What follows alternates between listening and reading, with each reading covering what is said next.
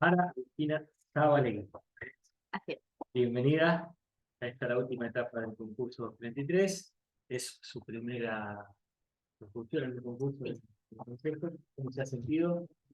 Fue una experiencia, en mi caso particular, fue una experiencia gratificante. Me gustó todo el proceso, muy, muy estresante, ¿no? Demanda mucha energía de uno, pero la verdad que el proceso es muy gratificante. Me gustó la etapa técnica, me gustó toda la parte del psicotécnico, me gustó cómo lo plantearon. Yo he hecho psicotécnicos cuando entré al Poder Judicial, también cuando entré en PAMI, y la verdad que este planteo me gustó mucho más, que bueno, no fue agotador, no.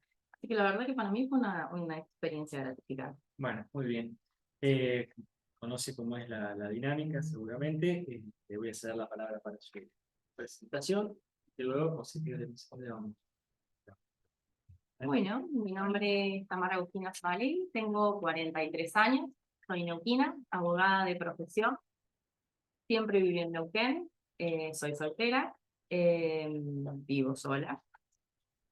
En este momento me desempeño como prosecretaria relatora en el Foro Ejecutivo, acá en la ciudad de Neuquén.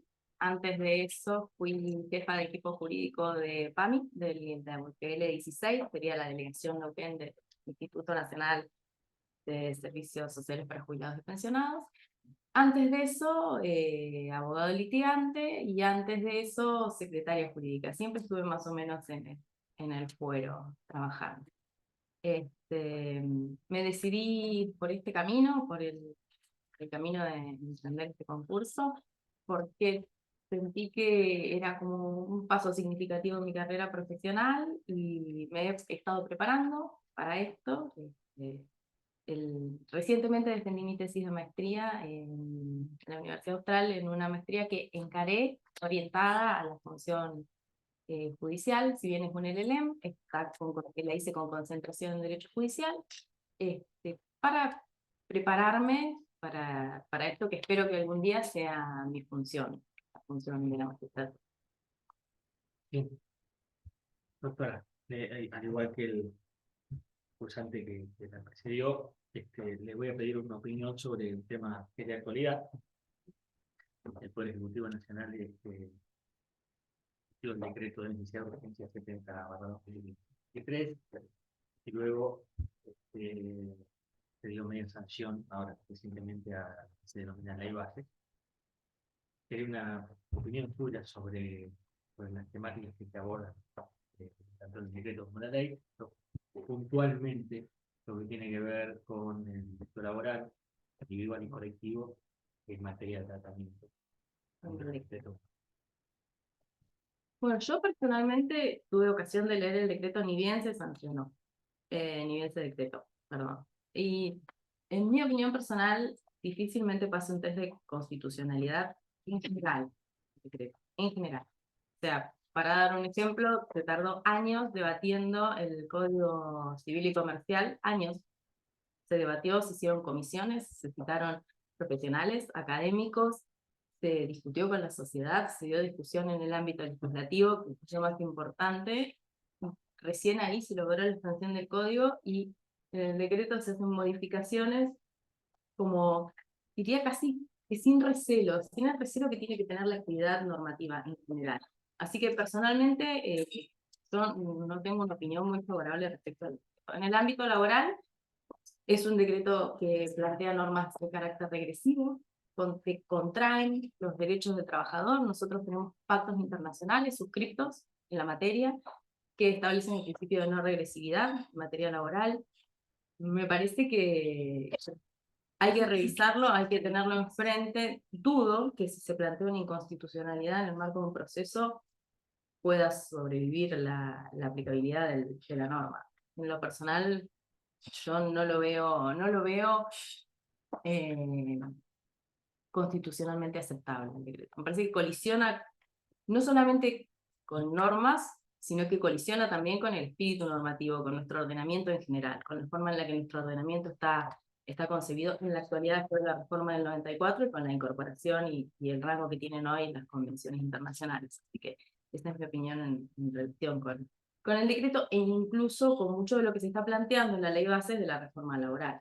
Habrá que ver en el caso concreto. Yo no creo que sea posible hacer una opinión sobre la constitucionalidad de una norma escindida del caso concreto, porque en nuestro sistema no es posible. O sea, nuestro sistema demanda que el agravio nazca en el caso concreto y esté claramente demostrado y claramente invocado. No soy muy partidaria de las declaraciones de inconstitucionalidad de oficio por una cuestión de que no es lo que nuestro diseño constitucional persigue.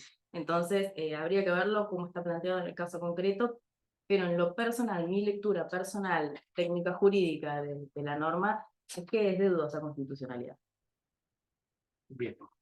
¿Alguna razón puntual que quiera agregar respecto de esta última parte? ¿Qué aspecto de la norma Todas las restricciones en materia de derechos, la flexibilización laboral en general, va en contra del principio de progresividad. Nosotros hemos aceptado ratificar tratados con la Organización Internacional del Trabajo que establecen que los derechos del trabajador tienen que ir paulatinamente aumentando y no contrayéndose. Esto representaría exactamente lo contrario. O sea, esa es la razón genérica. De vuelta, un análisis de constitucionalidad propiamente dicho solamente en el marco de un caso concreto, pero una lectura de la norma, bueno, convence en esta dirección.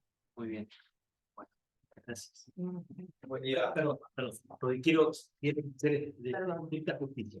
El Sí. postulante anterior, en estas instancias solemos hacer alguna reflexión sobre las etapas anteriores. En general se hacen cuando el resultado de la etapa técnica no fue satisfactorio, tienen antecedentes que uno podría prever un mejor desempeño. En este caso, es inverso. Es una felicitación, porque al igual que el concursante pero que presidió, la verdad que el puntaje no fue muy alto para la etapa técnica, y eso parece, digamos, compartimos toda una cuestión. Muchas gracias. Muy difícil obtener ese resultado de esta etapa, pero los han obtenido, en su caso, casi lo posible. Entonces quería hacer este reconocimiento. Muchas gracias, consejero. Se adelantó mis palabras. Bueno,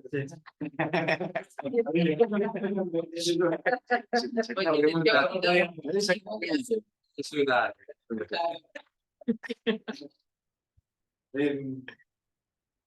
Ahí y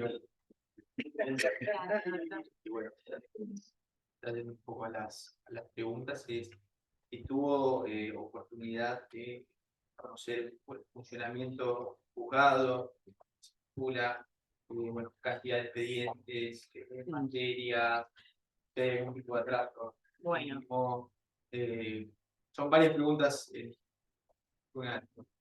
respecto de si conversó también con los funcionarios, si conoce la organización del juzgado. Bueno, yo tomaría nota la próxima vez de la pregunta si puedo contestarla mejor y no interrumpirlo, porque me da la sensación de que lo interrumpiera mientras me preguntaba. Tuve ocasión de interiorizarme un poco en la situación del fuero a través de las estadísticas que publica el Poder Judicial, también me comuniqué con algún empleado. Después tuve ocasión de conversar con el doctor Sidiaja. El doctor Sidiaja es secretario del juzgado, así que bueno, con él tuvimos intercambios, él me comentó un poco. La situación del juzgado es compleja porque el fuero en general estuvo en una situación de vacancia respecto de este juzgado, sumada a una licencia de larga duración de los juzgados, el juzgado de familia, por lo tanto, eso forzó una subrogancia que genera naturalmente atraso. Tienen hoy actualmente alrededor de 8.000 causas activas. El año pasado se dictaron alrededor de 2.000 sentencias, pero de las cuales alrededor de 1.500, 1.450 fueron ejecutivos y apremios. Por lo tanto, hubo pocas sentencias en lo que serían las materias de fondo, laboral y civil. O sea que hay un panorama que de pronto va a demandar un tiempo para poder acomodarse. Sé que no es OFIJU, por lo tanto, el juez en ese fuero tiene tanto la función jurisdiccional como la función de coordinación y de conducción del organismo, lo que también le suma complejidad al tema, porque la OFIJU justamente lo que pretende, lo que persigue es alinear el peso del juez y circunscribir sus funciones a lo estrictamente jurisdiccional, que en este caso, por no ser un OFIPU, no se vería. Sé que tiene 2 secretarías, lo que me llamó bastante la atención, porque hay una secretaría para civil, comercial, laboral y de minería, y una secretaría especial de juicios ejecutivos. Y me llama la atención que no haya una secretaría especial para procesos laborales, porque el proceso laboral, de hecho, tiene hasta una normativa procesal propia, distinta, diferenciada del resto. Me pregunto cómo funciona la atribución del despacho, el reparto del despacho respecto de los empleados, así que va a haber mucho para organizar, hay que ver cómo está la organización. Sin embargo, los empleados que trabajaban, por lo menos 2 con los que hablé, me tuvieron excelentes referencias de la jueza que se jubiló, de la doctora San Martín. Tenía una excelente visión respecto de su magistrado. Su magistrado llegaba a primera hora de la mañana, y me lo resaltaron muchísimo. Llegaba a primera hora de la mañana, cumplía todo el horario y era de las últimas en irse. Para ellos era súper importante que la cabeza de su equipo tuviera esa responsabilidad y ese compromiso con la labor. Creo que de mínima se tiene que cumplir con las expectativas de todos los empleados. También tuve ocasión de conversar con el colegio, con el fuero, digamos, con el colegio de abogados, porque ellos me contactaron. Eso me sorprendió, porque ellos me contactaron para entrevistarme en la etapa de participación ciudadana. Yo llamé al consejo para preguntar, porque la verdad que no sabía que estaba prevista esa instancia. Y bueno, fue un intercambio, estuvo bueno. Ellos me comentaron no solamente sus preocupaciones desde lo estrictamente jurisdiccional, también me hablaron sobre la infraestructura, me refirieron que consideran que existen algunos problemas en la infraestructura en el fuero, como que el edificio no está en condiciones. Yo alguna vez viví en Zapala, he ido 3 o 4 veces, tengo memoria de que el edificio, bueno, tenía sus bemoles, pero no tengo presente que hubiera un problema de infraestructura tan significativo como el que me comentaron los letrados cuando tuve ocasión de hablar con ellos. Y también me dijeron, bueno, supongo yo que quizá por la preocupación de que sea una persona que no es de la localidad, me comentaron del clima, de sus inclemencias, de la magnitud del fuero, porque tiene, bueno, la tercera circunscripción tiene un territorio bastante amplio, tiene bastante diversidad de poblaciones alcanzadas, cada población tendrá sus problemas propios. Entonces, bueno, tuve ocasión de hablar también con los letrados, que eso estuvo bueno, porque me hicieron esta devolución que por ahí es una visión, creo que es una de las más importantes de los operadores de justicia, que abre un poco la perspectiva respecto de la situación y las necesidades en las que está el pueblo ahora. Bueno, y la distancia, sí, en principio está muy bien.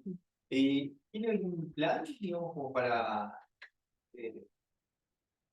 poner al día? Y yo creo que hay que ponerse firme con el tema de las audiencias, organizar, hacer una agenda bien planificada y organizar qué días de la semana se van a tomar audiencias y qué días de la semana se van a dedicar estrictamente al listado de sentencias. Uno a veces dice, bueno, se dictan 2 sentencias por día, pero qué poco. A veces estudiar un caso lleva semanas. Yo soy relatora y hay veces que un caso te llega y vos lo estudiás y lo puedes proyectar en el día, y hay casos que te llevan literal semanas de estudio. Entonces hay que dedicarle un tiempo específico a la redacción de sentencias, el estudio de los casos, hacer un diagnóstico subjetivo del área también, porque todo lo que uno tiene hoy es objetivo, son estadísticas, datos generales, y uno necesita hacer un diagnóstico subjetivo para ver cuáles van a ser los desafíos que uno va a tener, cuál es el estado general de las causas, porque nosotros tenemos alrededor de 8.000 causas activas, pero cada una de estas causas en diferentes situaciones. Entonces hay que ver qué situación. Muchas veces los procesos largos, los procesos de conocimiento se estancan en la etapa de producción de prueba. Muchas veces no depende solamente del juzgado, tiene que ver con el impulso de la parte. Yo personalmente no soy una persona que sea dada a las declaraciones de caducidad, de negligencia. Eso para mí tiene que ser a petición de parte. Creo en conservar el proceso, pero bueno, tenemos que ver y hacer un diagnóstico subjetivo, no solamente objetivo, porque el objetivo lo tenemos en las estadísticas, hay que ver la magnitud del trabajo para llevar adelante.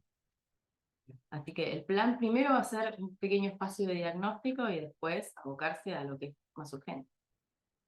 Y llegado el caso, ¿se mudaría usted? Claro, sí, sí.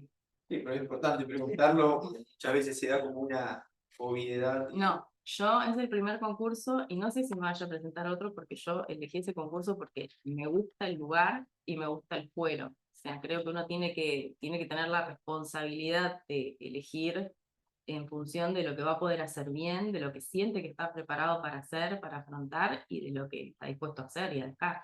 Si no estuviera dispuesta a mudarme a Zapala, no hubiera concursado para Zapala, de ninguna manera.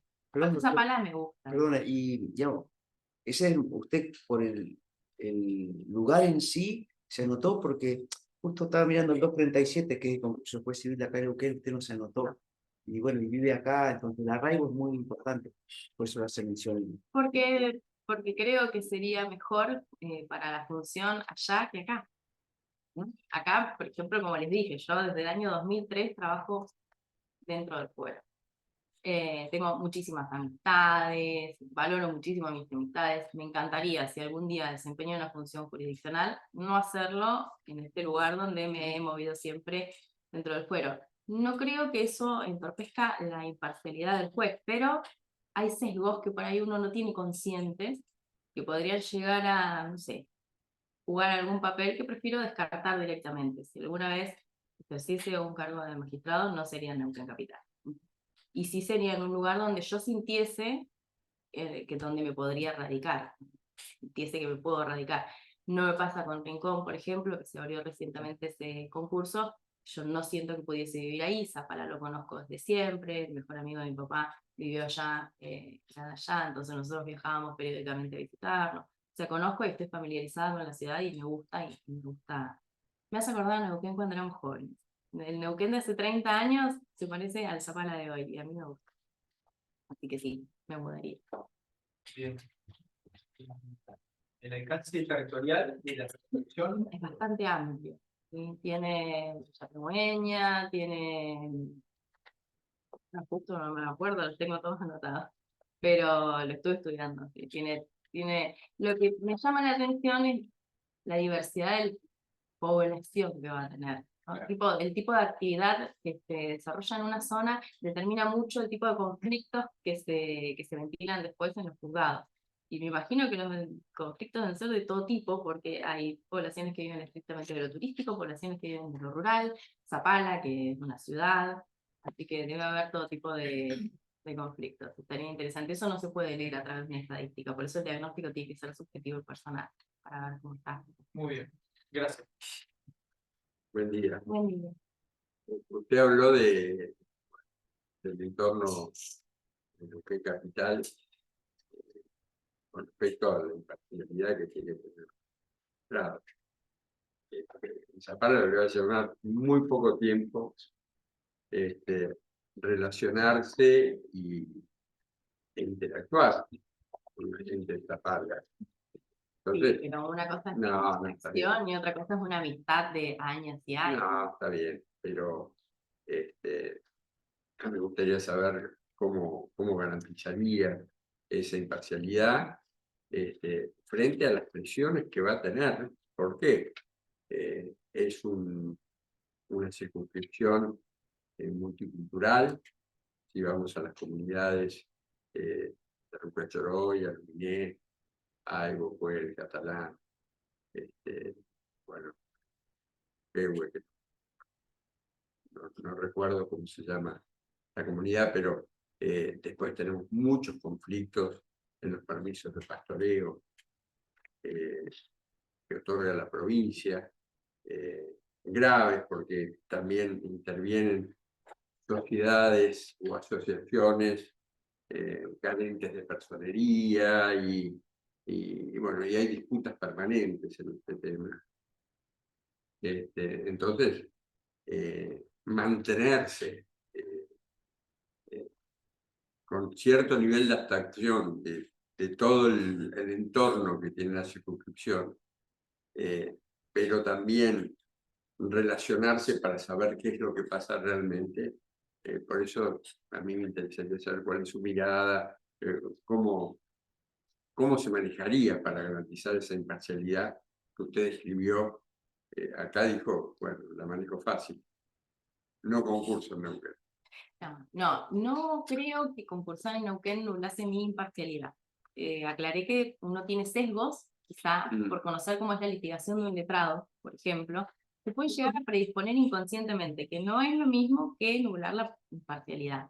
El magistrado tiene que tener una actitud personal de ser imparcial. Si uno no la tiene, debería abstenerse de participar en un concurso para magistrado. Respecto de la compleja situación que me describen, bueno, una de las cosas, nosotros siempre nos estamos Es muy capacitando. parcial lo que estoy diciendo, porque hay muchísimos más temas. Pero a la situación de las mensuras de los COFUE, bueno, es inmenso. Bueno, aparte de acá tenemos muchos conflictos que incluso han llegado a la Corte Suprema relativos a las comunidades originarias. Bueno, nosotros nos capacitamos mucho en materia de género, en materia de perspectiva de género. Y una de las cosas que nosotros creo que tenemos flojas, de alguna manera, para llamarlo de alguna manera, es la perspectiva de los pueblos originarios. Creo que necesitamos, demanda de nosotros capacitarnos en esa materia, porque usted me hablaba de asociaciones civiles que por ahí no están debidamente constituidas o constituidas en regla. Pero que tiene que ver con la actividad campesina, con los crianceros Lo tengo que dan de presente. comer, que alimentan sus animales en tierras fiscales. Bueno, lo tengo presente porque cuando yo trabajé en PAMI, nosotros teníamos ese tipo de problemas. Yo era la jefa de legales de PAMI. ¿Qué controlamos, entre otras cosas? Fuera de la litigación a favor del instituto, nosotros controlábamos la regularidad. PAMI tiene mucha tarea de asistencia social en el interior, en lugares como Las Coloradas, en lugares muy pequeños, donde hay mucha dependencia institucional, mucha dependencia de las instituciones del Estado, que las instituciones del Estado tienen que tener la apertura mental como para darse cuenta de que una irregularidad, que para nosotros es un papel mal presentado en una asociación civil, puede representar para esa gente un problema gigante. Porque nosotros estamos hablando de personas que se tienen que desplazar kilómetros y kilómetros para conseguir un medicamento, o kilómetros y kilómetros para peticionar ante una autoridad. Están en territorios súper vastos, con problemáticas que los comprometen en el día y en el momento. Entonces hay que tener una perspectiva que tenga en consideración la circunstancia estructural en la que se encuentran, entre muchas cosas. Respecto de la imparcialidad, bueno, la imparcialidad es una actitud personal del ser. Uno tiene que mantenerse ecuánime e imparcial frente a eso. ¿Cómo lo puedo garantizar? Es mi compromiso personal, no hay otra garantía más que eso. Respecto de las temáticas demandan que en cada caso uno se posicione dentro de las circunstancias de las personas que están involucradas en el proceso. Después no se puede mantener ajeno a las necesidades y a las realidades de los espacios en los que tiene que tomar una decisión. O sea, uno dice, ¿cómo uno se mantiene ajeno? Y no debe mantenerse ajeno, debe empaparse, involucrarse, interiorizarse con las necesidades, pero también con las restricciones o con las limitaciones que muchas veces no vienen de la persona, sino de la coyuntura en la que las personas se encuentran.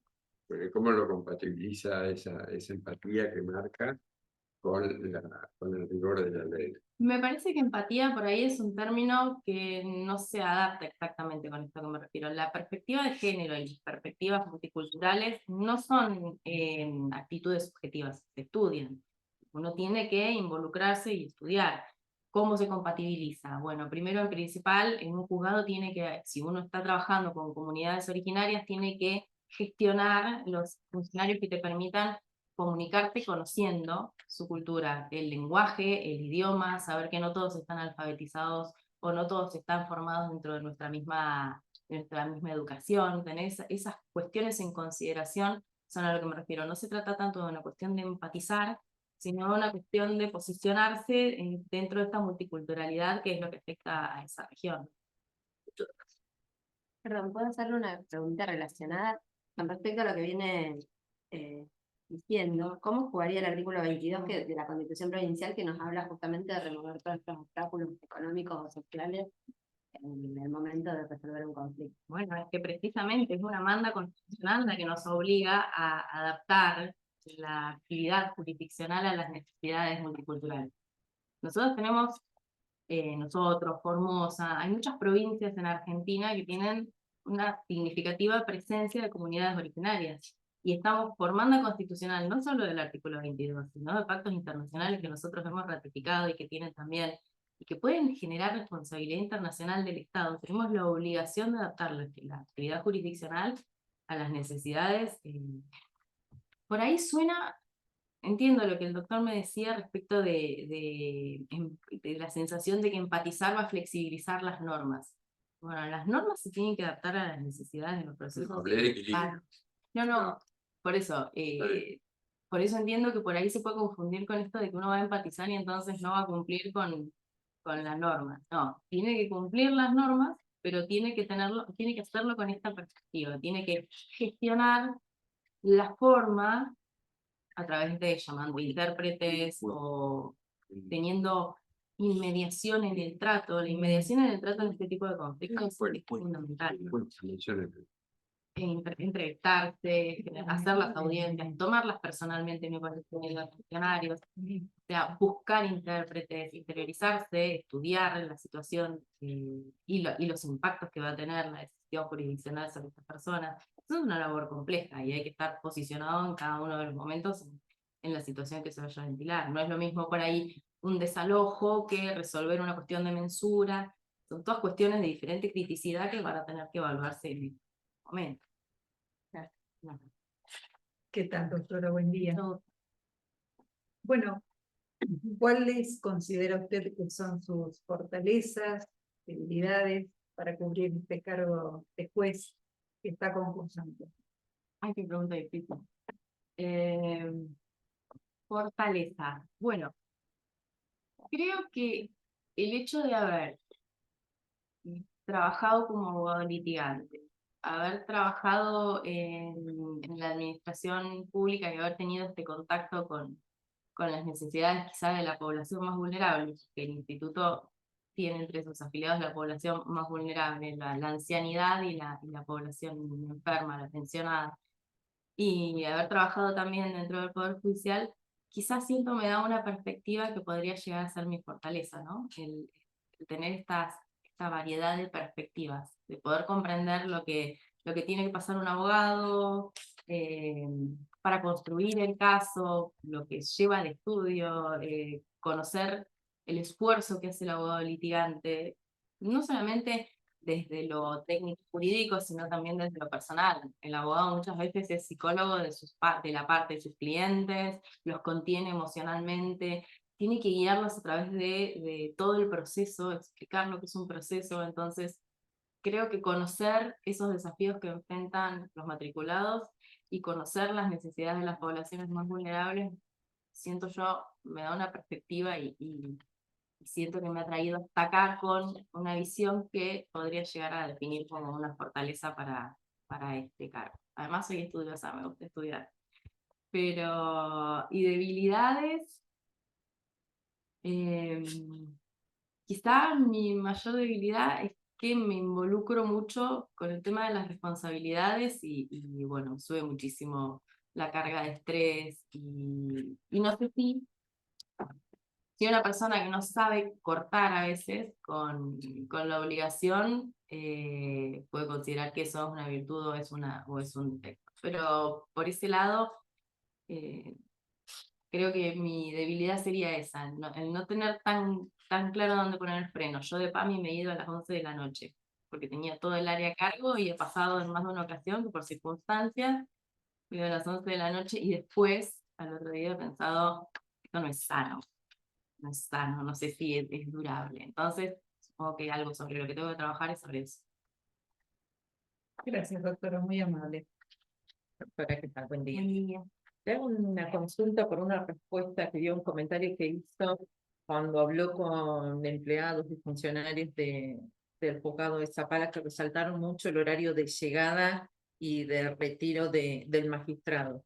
¿Qué puede decir al respecto acá? ¿Como que es algo raro, extraño, que no se cumple? ¿O qué es lo que se ve, por ejemplo, acá, que es donde conoce el proceso de la justicia?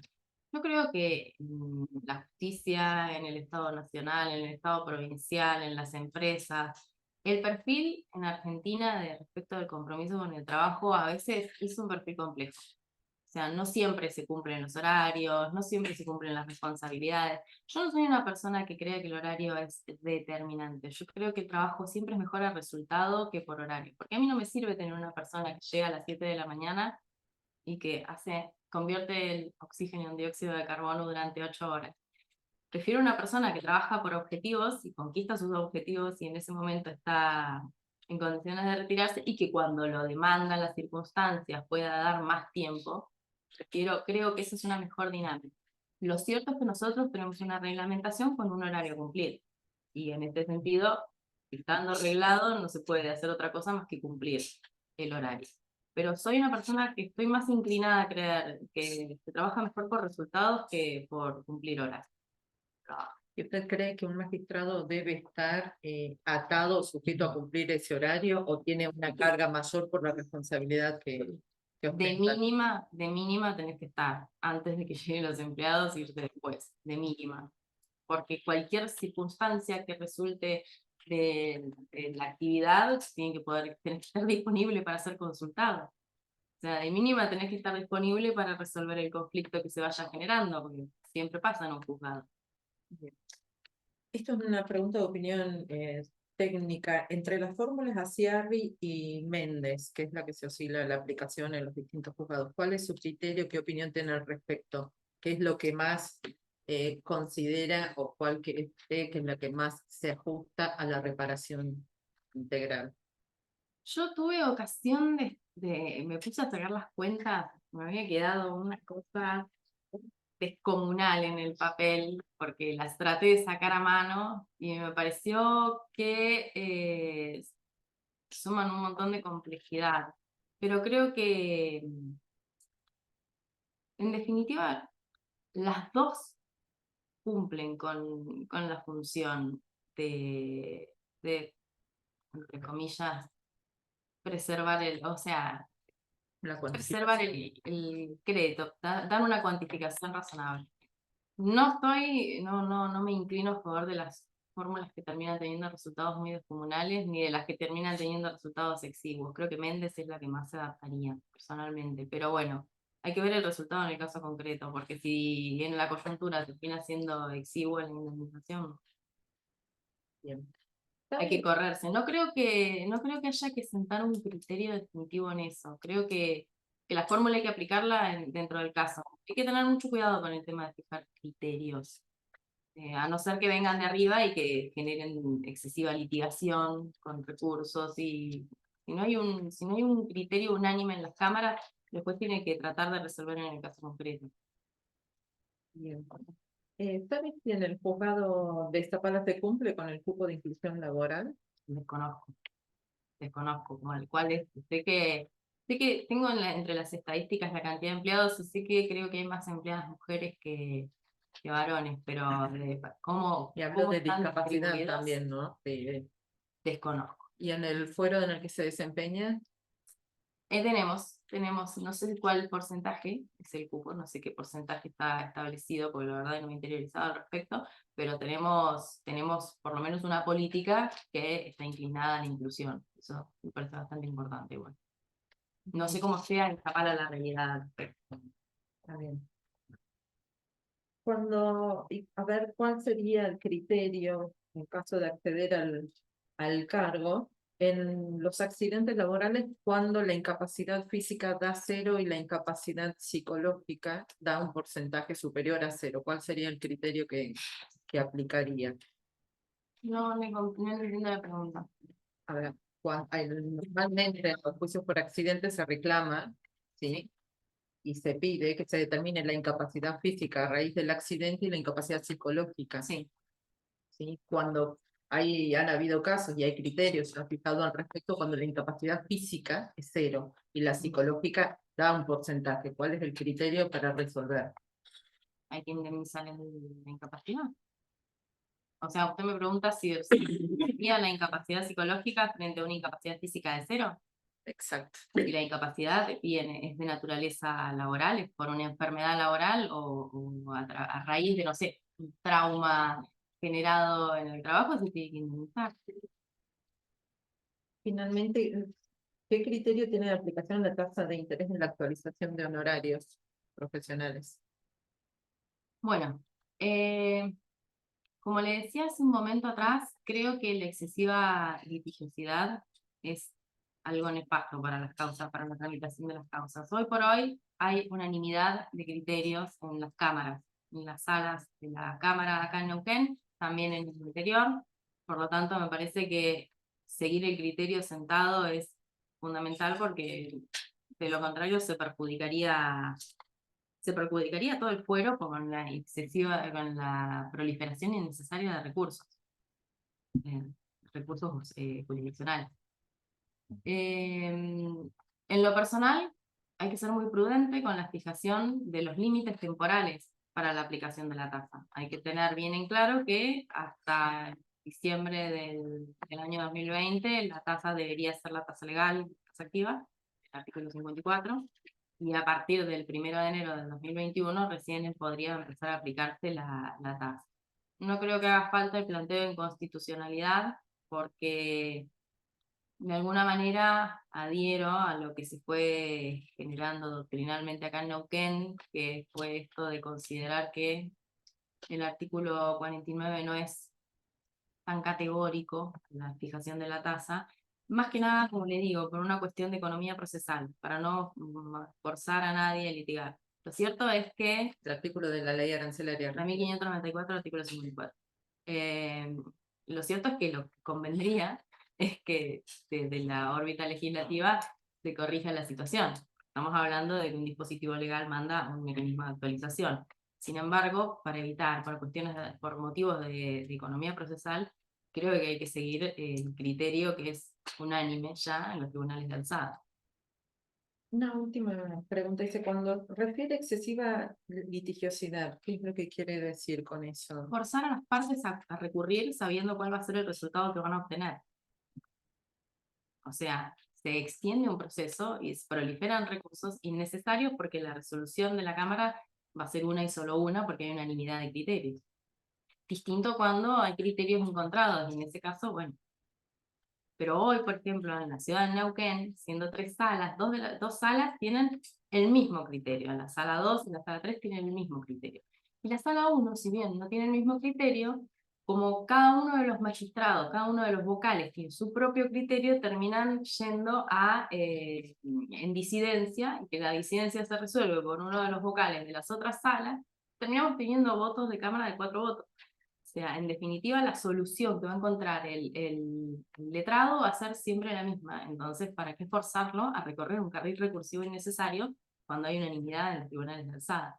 Sin embargo, tengo esta reserva. Me cuesta, en lo personal, dejar de lado la aplicación de una norma. Yo creo que para dejar de lado la aplicación de una norma necesitamos fundados motivos. ¿Sí? Nosotros seguimos viviendo en un estado de derecho, por lo tanto, para dejar de aplicar una norma se requieren fundados motivos. Sin embargo, un fundado motivo es la economía procesal, y no martirizar a los letrados haciéndolos recurrir innecesariamente para que un tribunal de alzada le diga lo que ya sabemos que le va a decir. Entonces, en este caso, creo que se debe aplicar la tasa para clientes sin cartera del Banco Provincia, que hoy la llaman generalmente TEA. Que tampoco hay unanimidad de criterio en primera instancia, lo cual obliga a ir a instancias superiores. Nosotros, por ejemplo, en el Fuero Ejecutivo, sí, la aplicamos en forma unánime. El problema que se genera es el límite temporal. ¿Y en qué casos? ¿No? Cuando los honorarios ya fueron liquidados con la tasa anterior, hay divergencia de criterios en relación a si se puede o no se puede actualizar cuando ya se ha actualizado una vez acatando la pauta legal. Pero bueno, esas son cuestiones más de casuística, no es un criterio general. Por criterio general hay unanimidad en el fuero, por lo menos en este fuero, en esta primera instancia.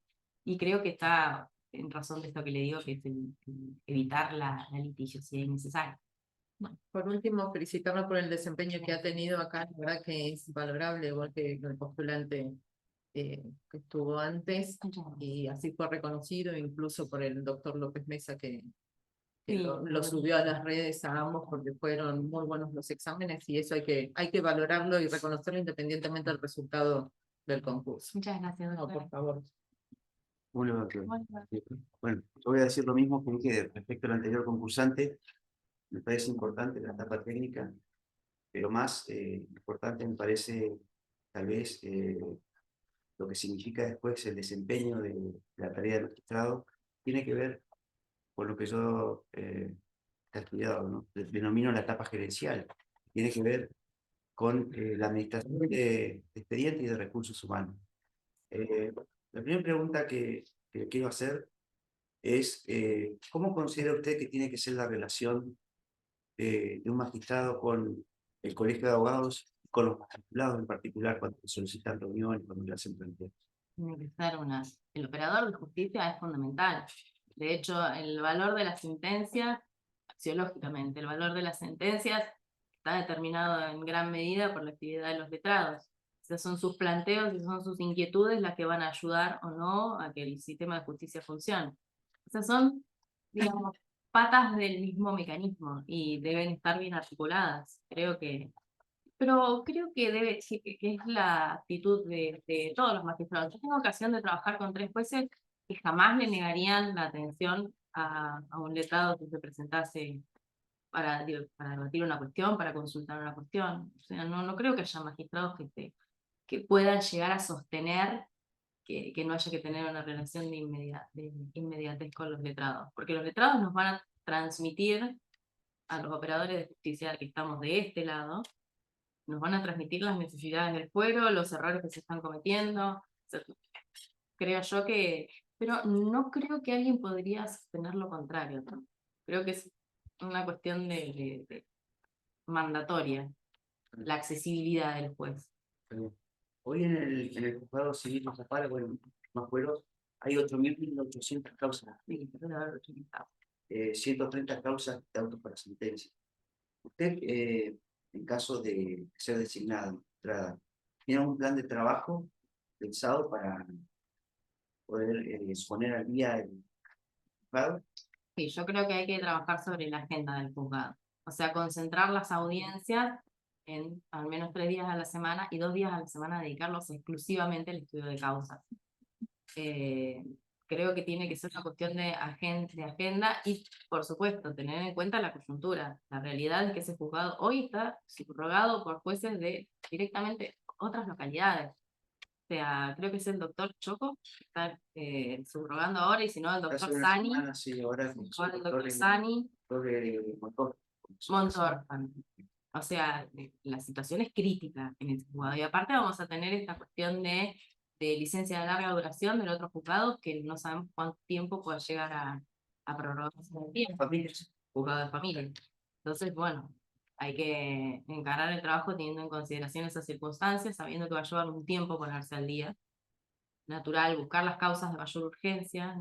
Hay que tener un doble criterio, ¿no? No solo las más antiguas con autos para sentencia, sino también las de mayor urgencia, porque hay que tener en consideración las circunstancias de gravedad de cada caso. Entonces habrá que hacer un diagnóstico, como le decía hace un rato el doctor Lesinski, habrá que tener un diagnóstico más subjetivo de los casos, no tan estadístico.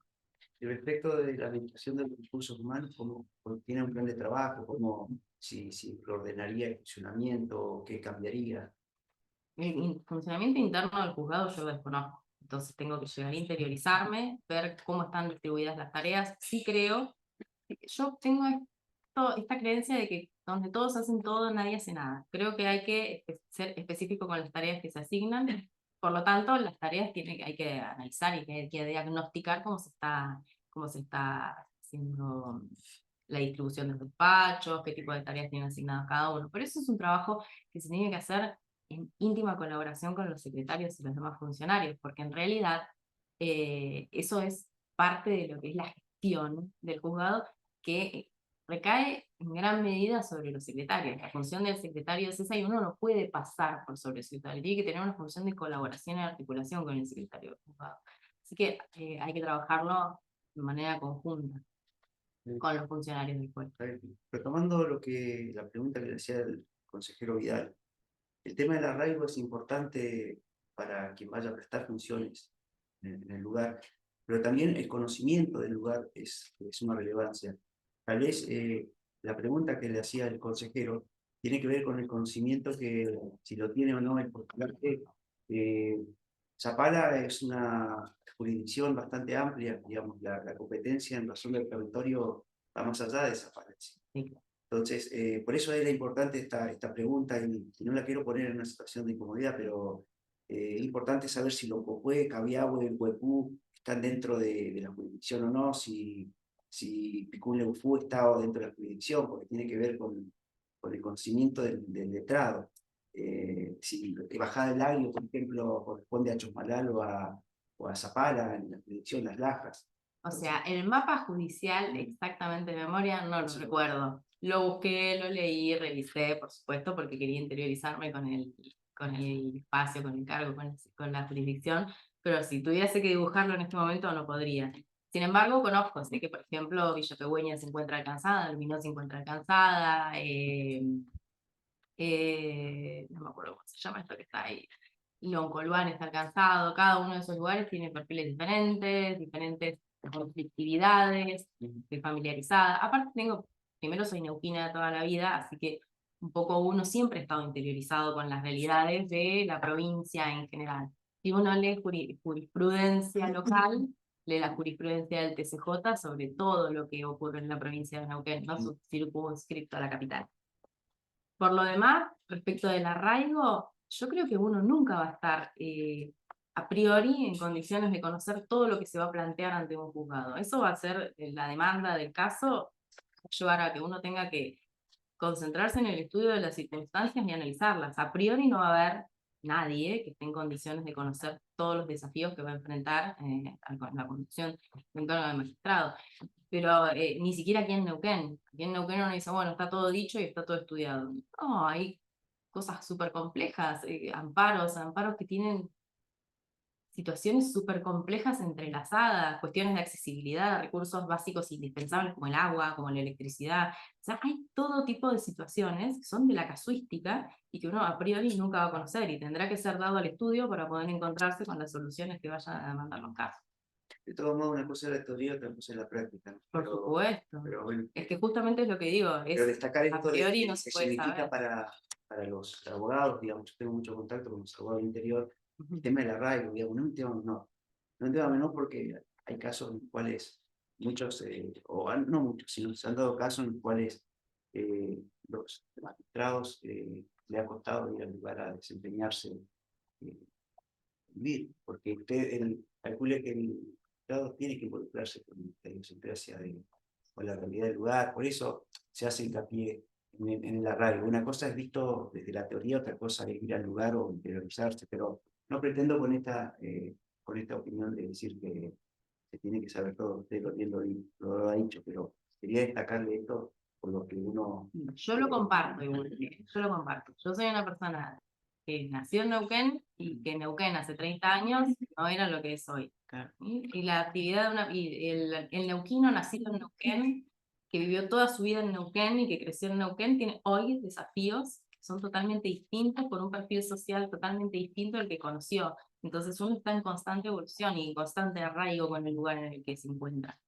Entonces, difícilmente uno pueda decir, bueno, no, pero como estás acá y viviste toda tu vida acá, vas a saber los conflictos con los que vas a lidiar. No, vas a tener que interiorizarte desde cero, porque las sociedades evolucionan y mutan constantemente y quizá con otros ritmos, quizá con otras cosas, serán desafíos diferentes de distinto tenor. Pero sí que comparto eso de que el juez tiene que radicarse, involucrarse en el lugar en el que vaya a desempeñar su función. Muchas gracias. Bueno, doctora, voy a hacer una sola pregunta. Me ha quedado claro su conocimiento y me sumo a las felicitaciones que le han dado por su rendimiento en la etapa técnica. Con esta evolución que dice que ha tenido Neuquén en estos 30 años, ¿qué es hoy la tutela judicial efectiva? ¿Cómo es? No, es una ¿Y pregunta qué valores prioriza frente a la... Es una pregunta bastante compleja porque la tutela judicial efectiva está compuesta de un montón de factores, entre muchos otros la temporalidad de la respuesta judicial. ¿Sí? Necesitamos respuestas rápidas para que se pueda considerar que existe tutela judicial efectiva. O sea, la accesibilidad, la posibilidad de peticionar ante las autoridades, la posibilidad de tener una respuesta acorde y tempestiva de parte de las autoridades. Todo eso constituye la tutela judicial efectiva. Entonces, para poder brindar esa garantía, que es una garantía de rango constitucional y convencional, nosotros tenemos que tener profundo compromiso con atender las necesidades de la población, las necesidades de los administrados. porque ellos tienen que tener el acceso no solamente a peticionar, porque presentar demandas presentamos todos, pero tenemos que tener la posibilidad de que esas demandas se resuelvan en un tiempo oportuno, no solamente con la sentencia definitiva, sino que representen soluciones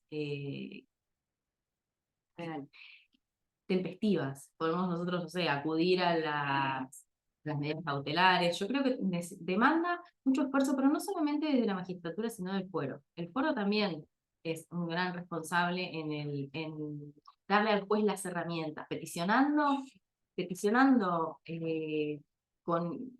haciendo uso de todas las herramientas que el ordenamiento le da. El fuero también puede facilitarle al juez la posibilidad de dar esta tutela. Por eso la labor del abogado es fundamental y súper importante en esto, y la inmediatez del juez con el abogado también, porque el abogado que peticiona bien le permite al juez hacer mejor su función. Entonces es una función que se tiene que articular y que tiene que estar la tutela judicial efectiva sin los abogados y sin los jueces conscientes de estas circunstancias. Bueno, es difícil que se consiga. Perdón, ¿puedo hacer una consulta? Cuando habla de inmediatez, y hace rato habló de las OFIJUS, no sé, veo que la inmediatez no se ha perdido en el fuero ejecutivo, pero sí en otros fueros, porque esta inmediatez no se da, no sé si tiene conocimiento. Y las ¿Se OFIJUS, cumple yo todo lo pienso- que acaba de decir? Yo pienso que en las OFIJUS no trabajé, no tuve ocasión de trabajar en una, pero la OFIJU responde a un sistema que se adapta mucho mejor al planteo anglosajón de la litigación que al planteo que nosotros tenemos. Por lo tanto, al tener un juez tan significativo que interpreta la extensión de la norma, que interpreta la extensión de la norma procesal, allá yo tuve ocasión de hacer en la maestría que hice 2 cursos, uno de inglés práctico jurídico, que era la práctica jurídica anglosajona, y otro de gestión judicial efectiva. Y yo veía que lo que se hacía en Estados Unidos y en el Reino Unido, claro, funcionaba perfecto para un diseño de OFIJU. ¿Por qué? Porque allá las demandas se presentan por formulario. Acá el abogado se pasa 6 meses estudiando un caso antes de presentar una demanda. Juega con los plazos, juega con todo, tiene un montón de presiones, tiene que presentar un caso para que un juez después tome la norma y la interprete. Ya se presentan en un formulario. En un formulario, atravesar todas las instancias con funcionarios que no se van a interiorizar no es tan complejo, porque está todo en el formulario. Nuestro derecho no está pensado de la misma manera. Nuestro derecho, nuestro ordenamiento jurídico no está pensado de la misma manera. Así que para mí el tema de los FIJU es un desafío grandísimo, poder adaptarlo a nuestra realidad jurídica, pero desde Y lo están bien normativo. implementadas como están hoy. Yo mi experiencia cuando litigaba con las OFIJUS no fue la más feliz. Justamente, ¿no? Lo de los despachos especializados, allá está el oficio, allá está la audiencia, allá la conciliación, uno no termina de saber cuál es el flujo interno que tiene un expediente, pero bueno, es perfectible, creo yo que deberá, el tema es importar un sistema que en lo anglosajón dio resultados maravillosos, a un sistema y un ordenamiento jurídico que no es afín, no es similar. Ahora, la tendencia es esta, hay que saber con estas herramientas cómo adaptarlo a las necesidades de nuestro ordenamiento y con un juez que tiene una participación totalmente distinta a la participación que tiene un juez en el sistema anglosajón. Creo que hay que afinar muchas cosas. Y que no se vulnere con este sistema la tutela judicial efectiva, que con esto... Que se vuelve una ilusión, porque de pronto parece como que la tutela judicial efectiva es simplemente un eslogan. Entonces, para que tenga sustancia, tiene que ser real. Pero bueno, de vuelta, creo que es un trabajo conjunto de letrados y magistrados, no solamente de los jueces y funcionarios. Ahora, un segundo. Sí, perdón, Por lo general, me autocensuro de dar consejos, de recomendaciones en esta etapa, estamos escuchando. Pero me voy a tomar, con su permiso, una licencia. La voy a invitar a repensar, en el caso de que no tenga éxito en el curso, su posición respecto de participar en el futuro.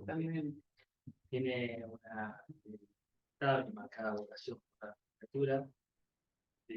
Su conocimiento creo que ha sido justamente brindado en esta entrevista. Yo advierto una perspectiva de vulnerabilidad que también atraviesa toda su lógica de pensamiento, por lo cual también la invito a repensar el fuero. De tal modo que esa es mi invitación respetuosa.